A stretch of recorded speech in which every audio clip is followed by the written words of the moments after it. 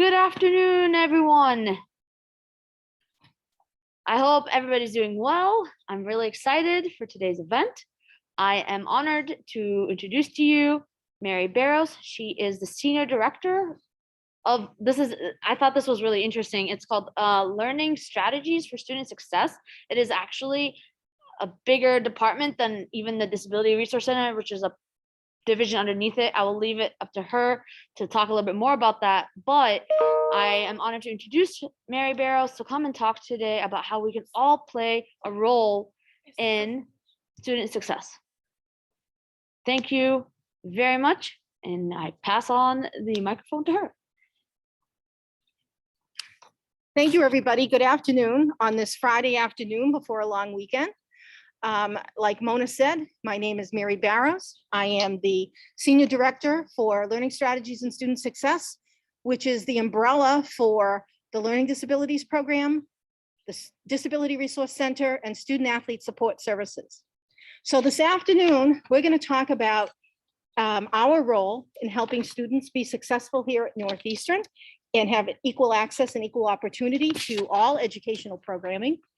We'll leave some time at the end for some questions if we need them. Okay, all right, so how do I get the presentation?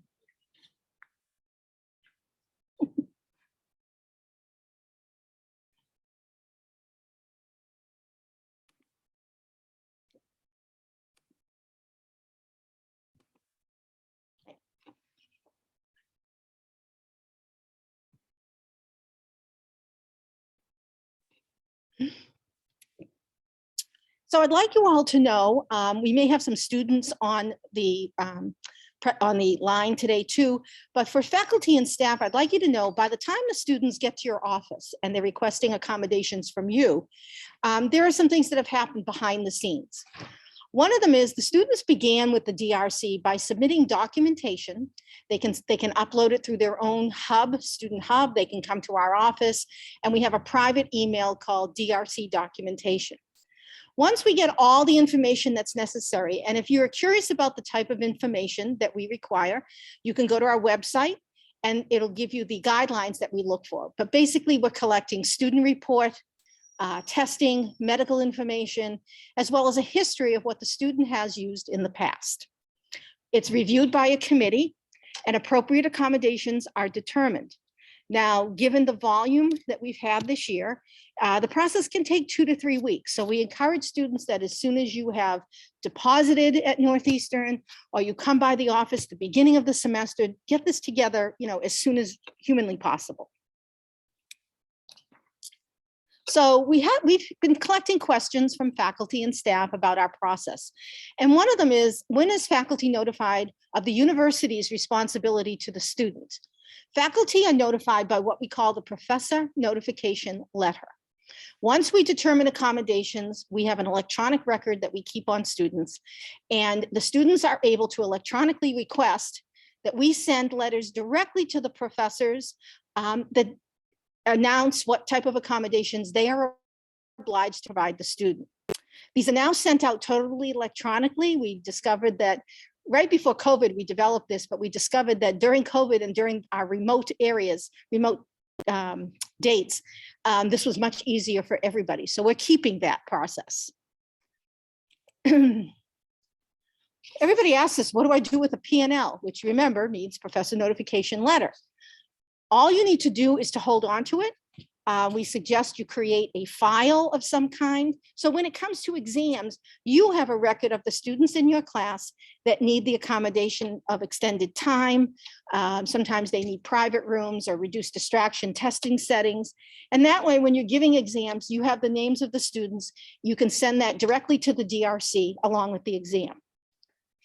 Also notify the DRC if you have any questions about accommodations. That's the other purpose that the P&L serves. Let us know if there's an accommodation with which you are not familiar or you'd like clarification on. Okay, this has been big since we went remote as well. So you've been asked by the DRC to submit videos for captioning. What that means is we can provide closed captioning to your videos for our students who are deaf and hard of hearing. We ask that once you receive that before the semester starts, is usually when that notification goes out, please respond within 2 weeks. That's if the request was before the semester begins. Now, if we don't know the student is in your class or the student hasn't registered with us till the semester begins, when we ask for it during the semester, we ask if you can immediately send us a few videos first so we can get them closed captioned and loaded up back to you so you can load them up, and then we'll work with you the rest of the semester. So this is an interesting question that gets raised, and it's a student that's asked for an accommodation not listed on the P&L. Basically, the short answer to this situation, please send the student back to their DRC specialist. We don't ask that you provide any additional accommodations until the DRC has approved them. And we're going to talk at the end of this about some kind of difficulty it creates if you are granting additional accommodations without our knowledge. Okay, so some people ask, I have a student who's asking to take an exam before the start of class. Must I do this? And this also applies, a student is asking to take an exam outside of the time the class is taking it. What that means is it's not uncommon that students with extended time, they need the extended time on either the early end or the late end. Now, if your class that you receive this question happens to be in the middle of 2 classes, that creates a situation for the student where they must ask you for an alternative time within the same day, where they can have the whole chunk of time that includes the class time plus what their extended time is. So it's not uncommon, but talk to the student about what they're doing with it. So some students will just stay at the DRC past the time the class ends because they don't have a class after. Some will come early, begin the exam, and then they're in the DRC while your class is taking it. But the third example is what I described before, where it's kind of a sandwich where the class is in the middle. So they do have to take it at a different time where we can give them the whole chunk of extended time. All right, so how do you know if a student is taking my exam or an exam with the DRC? Students are responsible when they want to take their test in the DRC. And by the way, it's choose to use. The students, just because they're approved for accommodations, does not mean they have to use it. They may decide that they have enough time, they want to stay in the class and they'll take it there. We don't ask you to provide the extended time. If they stay in the class, then there is no extended time. So if they are going to take it in the DRC, they have to electronically request what we call the room reserve. And that's where they put in a reserve, they put your class, they put the date, the time, and they make that request electronically. What happens is that request first goes to our email so that we can have a report the next, the day that the student's taking an exam, we have a report of everybody coming in. But it also sends a request to the instructor that says, by the way, student X is taking an exam at the DRC on November 10th. Please send us the exam and any proctoring instructions that you want. So we have to create the same environment that you have in the classroom. So if the class is allowed to use calculators or notes or note cards or formula cards, this is the place to let us know about it. What do you do if a student presents you directly with disability documentation? Please just immediately direct them to the Disability Resource Center. They can go to our office or email us at drc@northeastern.edu. We have a process that protects faculty and staff by ensuring an equitable and fair determination of accommodations. That's why we don't want that documentation anywhere else but stored in the electronic file system we have for our students. And it's not a good idea to have any sort of medical or disability related accommodations in your briefcase or in your classroom. You only want it to go to our office.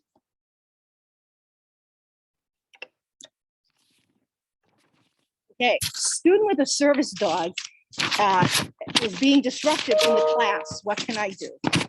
So the laws around service dogs, and they can only be dogs if they're service dogs, and they can only be in a classroom if it's a service dog.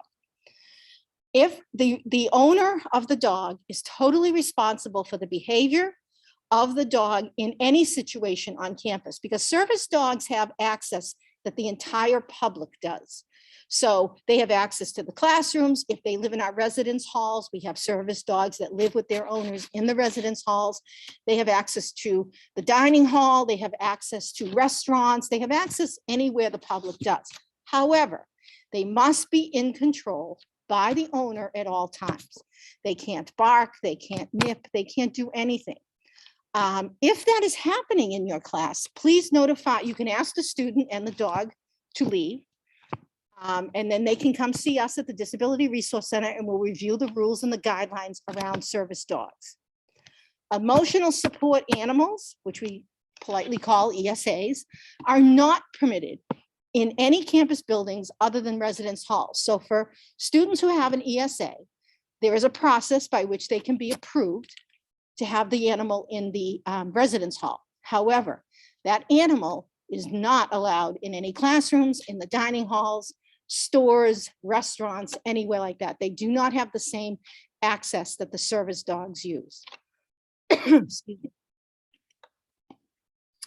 Okay, so I just want to take a few minutes to talk about being too accommodating, because everybody wants to do the right thing. We all want our students to be successful here at Northeastern, and we want to help them.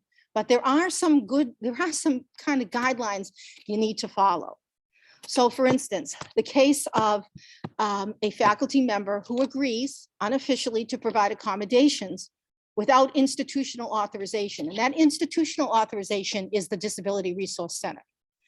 And they do it for a student who has a disability with which they are familiar. So for example, a learning disability. But that same person could be less familiar and not comfortable with another disability, for example, ADD, and they send that student to the Disability Resource Center and back through the channels of the official documentation review. That person could be opening themselves up for charges of discrimination because you allowed it for one student with a disability because you were familiar, but not so familiar with another one, so you don't provide that. That's why we say, do not provide any accommodations unless they are listed on the professor notification letter. Sometimes what could happen, a student provides documentation to one single faculty member who accepts it and acts, out of usually the goodness of their heart. But that student can make a legitimate case for saying that they notified the university of the institution that the disability was there and the need for accommodation. So come down another class or another semester, they don't notify anybody, but they said, oh, by the way, I told so-and-so last semester. There's some jeopardy there that the university could be in. That's why we say if you need to receive a PNL, professor notification letter, to alert you that you have students who require accommodations, and then you need to only provide the accommodations that are listed there. The last area that's very important also is that students who don't go through the proper channels and never on file with us at the Disability Resource Center, they're going to have a really difficult time later on if they're trying to make a case for an official history of being regarded or served as a person with a disability. This is very important as the students are approaching junior and senior year and they're looking to go on to graduate schools that are not Northeastern either. So they don't have an official history with this institution. And official in higher education and post-secondary education, the official history is very important in granting future accommodations. And whether that's for graduate programs, professional programs, also boards of licensure. So a lot of our students have to apply for a lot of different types of license. You want that history established through the right office.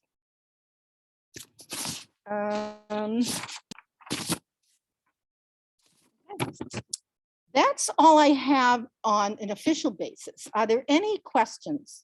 Is there a chat that people can drop questions in? Okay. Go, Mona. So my question is, we talked about like professors giving accommodations and maybe like, okay, a professor was, maybe was trying to be soft to a student who asked, and you were like, no, it needs to go through the official channels. Totally hear that. But what about requests that are not related to like exam time? What about like oh, professor, because when I was a student, I wanted my professors to really describe everything that they were putting on the board. Mhm. So would you consider that an accommodation? Because, or would you consider that something that's just good practice for teaching? Like, where's that line? I personally like really needed my professors to describe things on the board. And I've had professors who literally were like, no, I'm not changing anything for you. Mhm. So, Give a little bit more. Yeah. context about that. so if it's not on a professor notification letter, the faculty member is not technically obliged to do that. So then we defer to good practice, things like that. However, when we work with our students who are visually impaired, those are the considerations we make when we're deciding and determining accommodations. So if that's something, it's like usually a suggestion that we put on the professor notification letter. It's education we do if and of course we had to do a lot of that during more the remote era that we had, because everything was on screen, right? And if there wasn't a voiceover, there was no other way to do it but to have the professors describe everything that was on the screen. So we try to make it. We still consider that, like, let's say, I'm a professor and I really want to work with my students, but we're trying to problem solve certain accommodations along the way. In the classroom, do you really like, if it's not related to like extra exam time, do you really like think that I need it to be then written officially in a PNL? Well, it would be good to be written officially in, because you as a professor who wants to work with your students might do that. Then the student has an expectation that's going to happen all the time. And unless it's in the professor notification letter, some may not do that. So that's why. But what could happen is the student may not think they need that. We don't determine it as an official accommodation. You and the student work together the entire semester. We have a process by which the students can come to us to request additional accommodations. And a student can make a case for themselves by saying, I found it very beneficial for Professor Mona to every PowerPoint to read what was up there, because there's no other auditory going on. And obviously, unless they get the PowerPoint in advance and they can run it through their screen readers on their computers. So we can certainly add accommodations. Something like that is fairly legitimate as far as the students learning. And it always depends on the subject too. Because I had a student who was hard of hearing in my class once, did not have a letter of accommodation, but just asked if I could speak a little louder. So I just did. That's wonderful. A lot of times what we'll do for our deaf and hard of hearing students is we will put in the professor notification letter, they need to sit up front. And for some students, perhaps that wasn't quite enough and they asked you to speak up, because they might have those amplification, whether it's the Roger pen, or we ask you to wear, very often we'll ask you to wear an FM unit. So there's a lapel mic that you might have to wear. And we'll put as much of that in the professor notification as we can. And then we always can add, if we feel that it's not just good practice, it's actually leveling the playing field for that student. And that's what the ADAAA is all about. It's taking away barriers and leveling the playing field for the students. So in conclusion, would you then advise, because some students might be like shy to bring up those, still advise the students to talk to their professors and the professors to work with them, and if they come up with new solutions, come see us and let us, yep. And put it officially in the. Yep, okay. Yep, absolutely. Is there a chat box? I don't see it. Josh can take it. Okay. See if there's any other questions.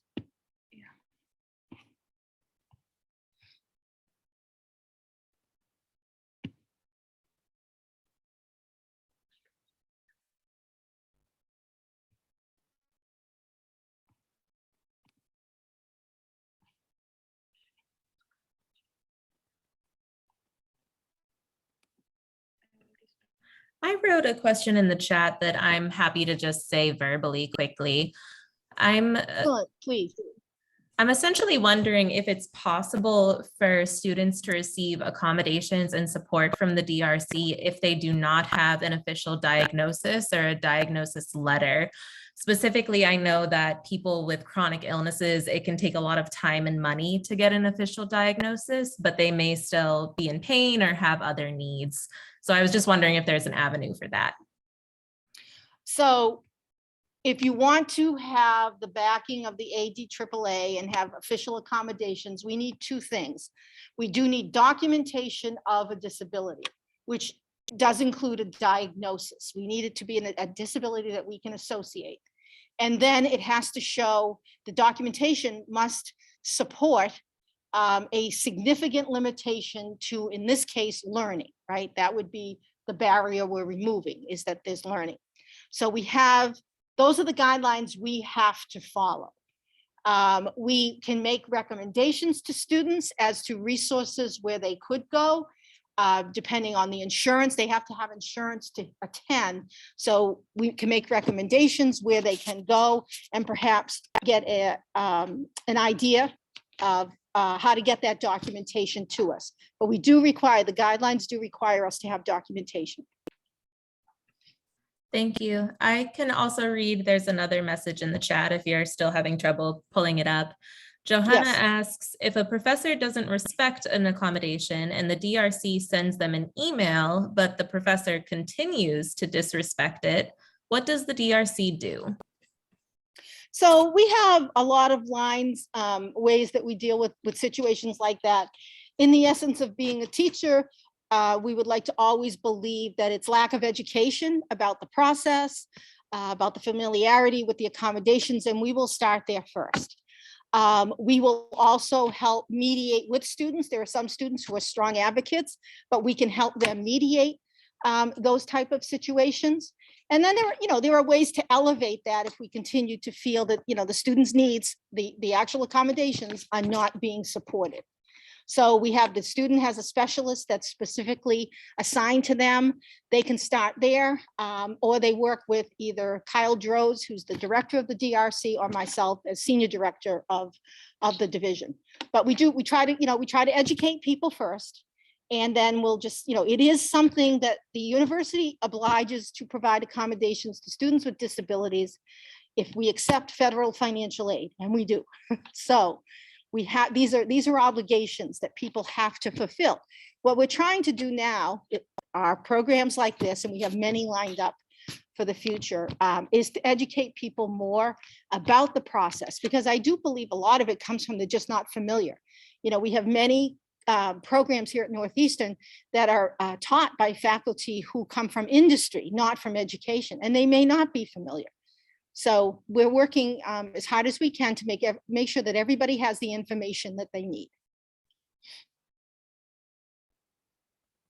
And someone else, are there any other chats listed? Those are the only two right now. Okay.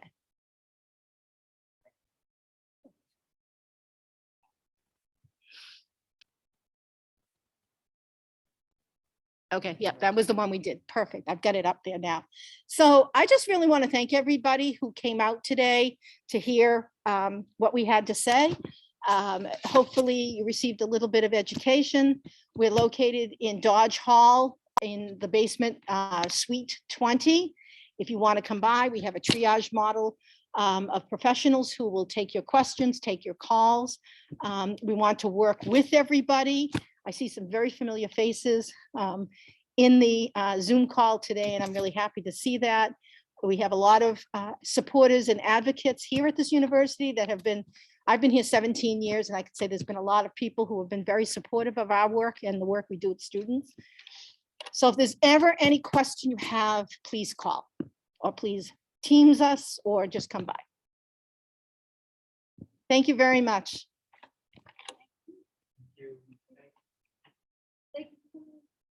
Thank you.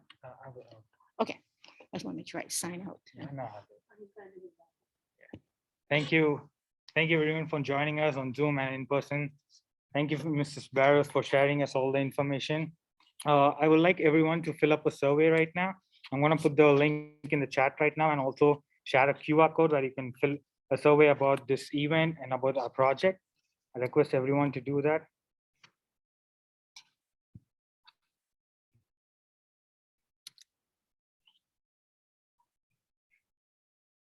It's on the chat right now.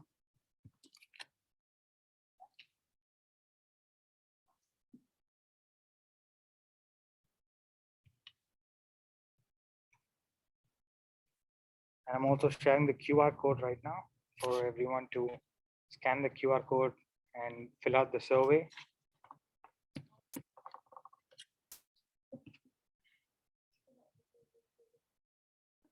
And I also have some important announcement on Tuesday, February 22nd. We have the Office of Diversity, Equity, and Inclusion hosting a listening session for faculty of Northeastern on disability. I request everyone, all the faculty members who are present in this meeting to attend this session.